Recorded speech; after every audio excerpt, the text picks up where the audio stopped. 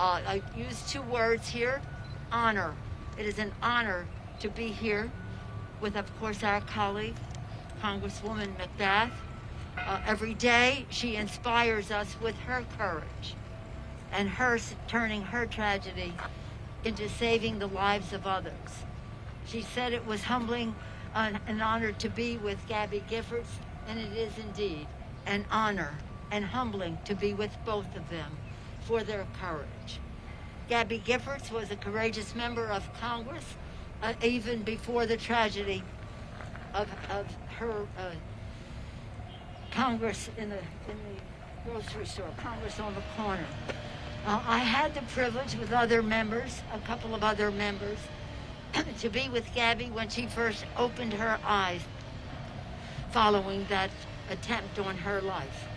I have had the privilege of seeing her determination, whether it was speech therapy, occupational therapy, physical therapy, whatever it was, to be determined to come back to make this fight. When she came to the Congress to vote on a budget bill, it was the first time many people had seen her since the tragedy. And I said to the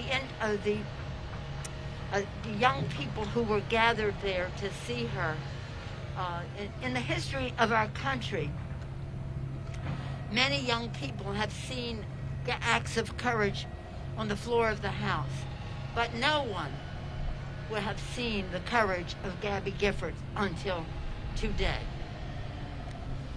She is a remarkable person, as you see, and to hear her make the remarks that she did this morning is a real triumph. And so again, with humility and as an honor, to Congresswoman Lucy McBath and to Gabby Giffords, again, two women with a mission. I also want to thank our other colleagues who are here. I want to thank Senator Murphy for being an endless, persistent, dissatisfied voice, especially for the children of Newtown. Who would have ever expected that when an assault was made on little children, that we would not have legislation? We will have legislation because of Patrick Murphy's persistence in the Senate. Thank you, Senator Murphy. To my colleague, Mike Thompson, who has been the chair for a long time now of our task force in the House, who is the author of the bipartisan legislation for sensible background checks. A hunter, a collector, a wounded veteran, been on both sides of the gun. He understands the Constitution, the Second Amendment, and he understands about safety for our children. Thank you, Mike Thompson, for your leadership. Again, from personal experience, our colleague Jim Clyburn, the distinguished whip, Democratic whip of the House, he knew the people at Mother Emanuel Church, and he knew what legislation would have made a difference to save their lives. So with Mr. Thompson's H.R. 8 and Mr. Clyburn's H.R. 1446, we will be able to save lives. So here we are, and Peter, thank you, Peter Abler, for your leadership for Giffords. Here we are in front of this beautiful display, 40,000 flowers in front of the Capitol of the United States. A work of art. Sometimes art has a way of delivering a message that is different from just our talking about common sense. Hopefully it will touch the hearts of some of the people that we're trying to change the minds of. That every flower is a life that could be saved. That many lives have been saved because of the background checks many of us were part of in the 90s. But what is needed now is more, and our colleagues will be talking about that. So I thank all of them for their courage, for their leadership, for their wisdom about how we go forward and strategic thinking.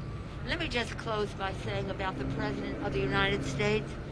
He's come on a number of occasions to be with us when the survivors have descended on Washington, D.C. They have spoken to him alone in the room because They all belong to a club that none of us wants to belong to. A club of those who have lost a child in all of this. And he has made a commitment to them, a commitment that we share, that we are not stopping until the job is done. We will be relentless, persistent, dissatisfied until the job is done. We've passed the legislation in the House. It's time for this long overdue, for the Senate to act, for the people, for the children. So thank you, Gabby, for bringing us together in front of this, what would be considered a beautiful display, except for the heartbreakingness. Now, it takes your breath away to see the beauty of this art installation. But gun violence takes away the breath of so many people. It must stop. Hopefully today will make a difference.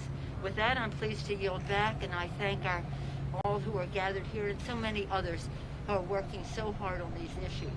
And I thank the families of the survivors, because their persistence is going to make a tremendous difference as well.